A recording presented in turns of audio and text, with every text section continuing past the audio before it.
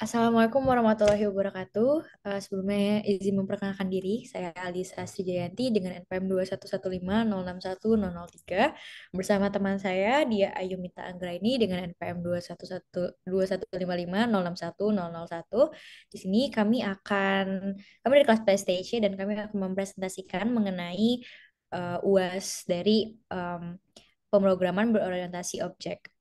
Nah, di sini kami akan membuat ke metode atau aplikasi mengenai kalkulator, yaitu kalkulator kalori, di mana fungsinya adalah untuk menghitung kalori yang masuk tubuh, berapa kebutuhan kalori harian kita.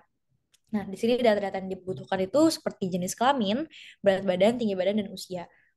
Di sini kami butuh jenis kelamin karena untuk perhitungan dari laki-laki dan wanita itu berbeda. Jadi masing-masing itu punya rumusnya masing-masing. Lalu di sini mungkin kita bisa langsung ke source code-nya aja supaya langsung dijelaskan.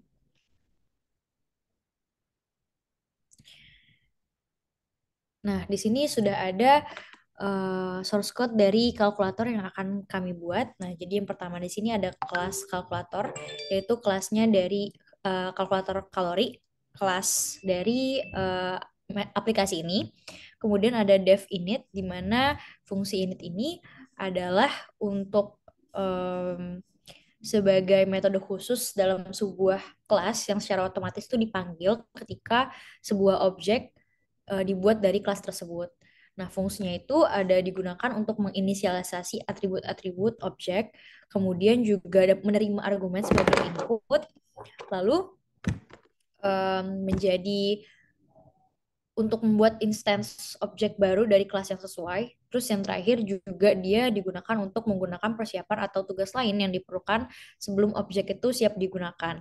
Misalnya kita bisa memuat dari database dan menginisialisasinya.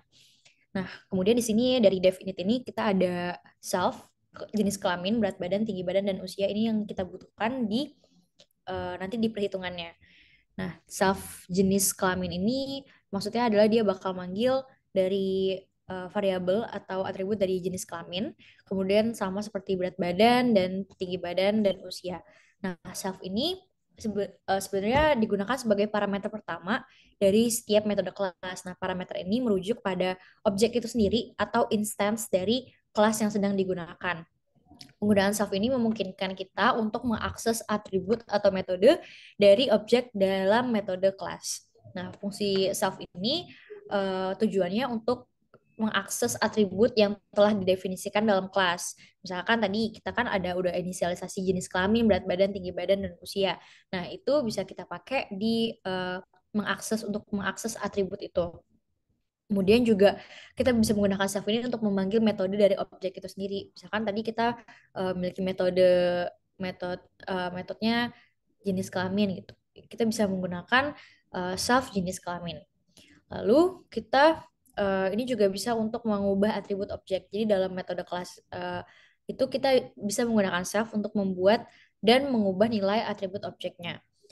Kemudian langsung ke dev hitung kalori. Dev hitung kalori ini dia punya parameter dari self atau yang di atas tadi ini metodenya.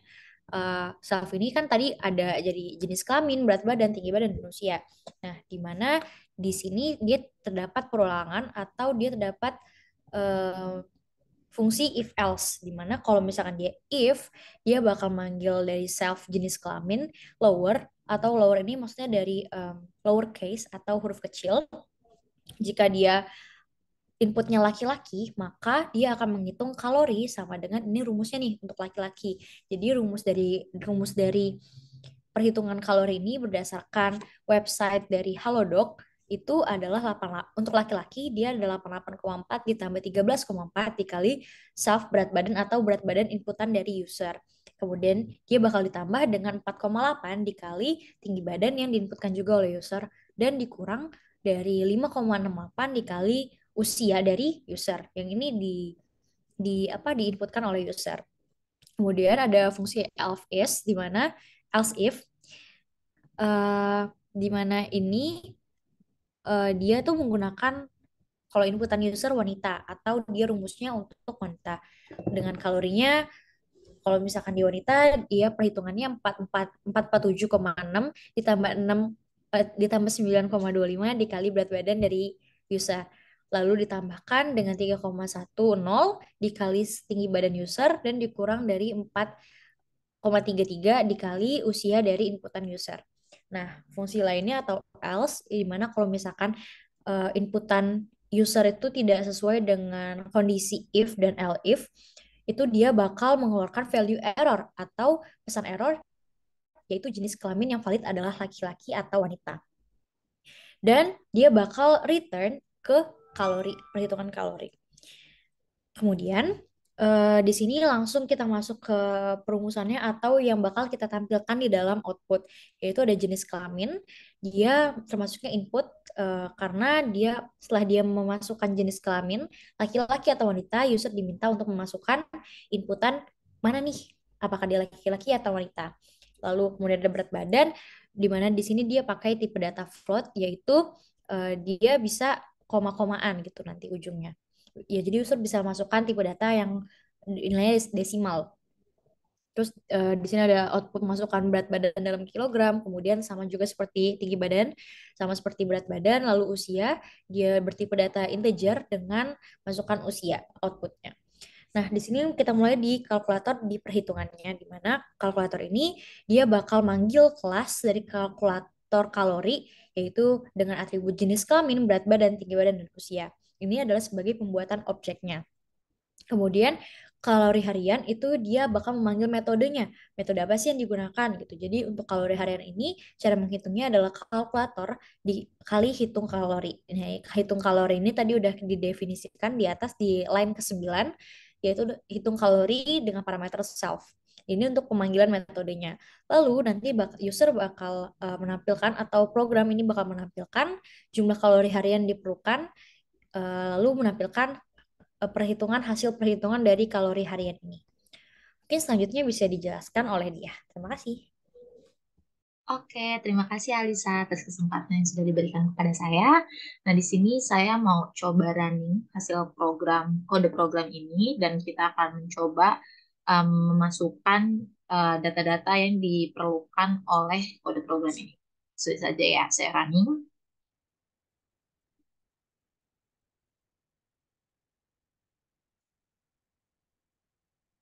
Oke, di sini terminal akan menampilkan kalimat yang pertama itu masukkan jenis kelamin. Di sini seperti yang sudah Alisa jelaskan, pada kode program ini di sini cuman ada yang atau yang terdetek itu hanya jika si user menginputkan laki-laki atau wanita. Nah, di sini saya coba masukkan dulu ya wanita. Lalu selanjutnya di sini terminal akan kembali menampilkan kalimat masukkan berat badan. Di sini saya akan memasukkan berat badan, misalkan 52. Lalu di sini terminal akan menampilkan kembali kalimat masukkan tinggi badan. Lalu langsung saja saya masukkan tinggi badan 160. Lalu di sini ada perintah untuk memasukkan usia. Di sini saya memasukkan usianya 19. Langsung saya enter. Nah, setelah apa namanya terminal menampilkan kalimat-kalimat tersebut dan kita isi dengan data yang kita punya, lalu terminal akan menampilkan kembali kalimat jumlah kalori harian yang diperlukan. Di sini terlihat kalori yang dibutuhkan oleh kriteria yang sudah saya masukkan ini adalah sebanyak 1342,33. Hasil 1342,33 ini dihasilkan dari sini. Dari kalkulator harian sama dengan kalkulator uh, di menghitung hasil kalkulator harian itu di sini kita menggunakan variabel kalkulator dan hitung kalori di sini pemanggilan metode dari si rumus ini, rumus si wanita ini. Di sini ada kalori sama dengan 447,6 ditambah 9,25 dikali self berat badan, lalu ditambah 3,10 dikali self tinggi badan, dan dikurang 4,33 dikali self usia. Ini kan untuk yang wanita. Di sini saya mencoba untuk yang laki-laki. Masukkan berat badan, tinggi badan, dan juga usia.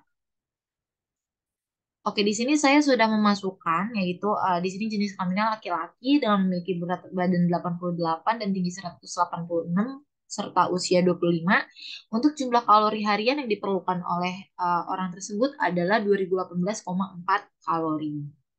Nah, di sini saya mau mencoba memasukkan apa namanya? hmm, inputan lain selain laki-laki dan wanita. Saya coba waria. Masukkan berat badannya misalkan 50, lalu tinggi badannya 160, usianya 20.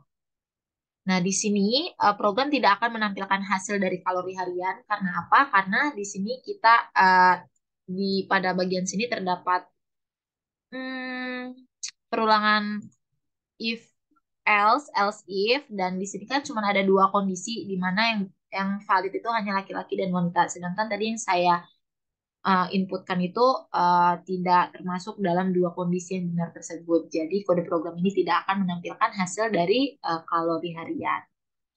Nah, di sini saya juga ingin menjelaskan pada kode program ini. Yang pertama di sini encapsulation. Pada kode program ini bagian mana sih yang merupakan encapsulation? Nah, untuk kode program ini yang merupakan encapsulation itu tuh di bagian yang pertama di sini ada kelas. Kelas itu kalkulator kalori. Ini kelasnya. Kalkulator kalori ini di sini terdapat pendeklarasian kalkulator kalori, di mana di sini merupakan contoh enkapsulasi, di mana data dan fungsi terkait dikelompokkan bersama. Lalu selanjutnya terdapat konstruktor dan atribut. Konstruktor dan atribut ini merupakan metode init ini.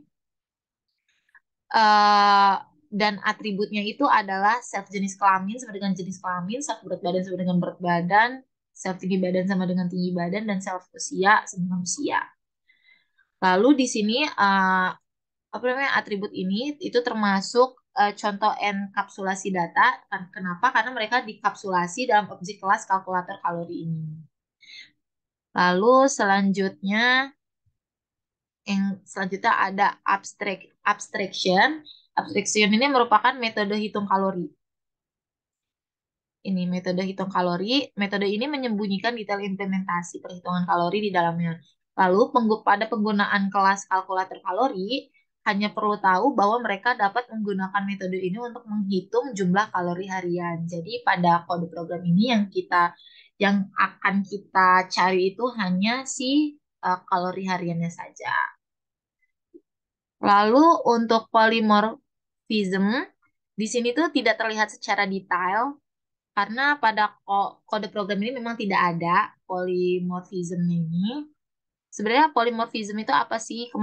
Polymorphism itu merupakan sebuah kemampuan objek untuk berperilaku berbeda tergantung pada konteks penggunanya. Contohnya dapat dilihat dalam hubungan pewarisan dan penggunaan metode yang sama dengan implementasi yang berbeda di kelas turunan.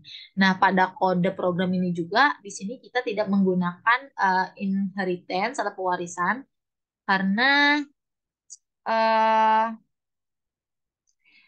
di dalam konteks ini memungkinkan ada kebutuhan untuk memiliki akses kelas turunan yang lebih spesifik seperti kalkulator kalori aktif yang mewarisi sifat dan perilaku dari kelas kalkulator kalori, tapi kita tidak menggunakan itu.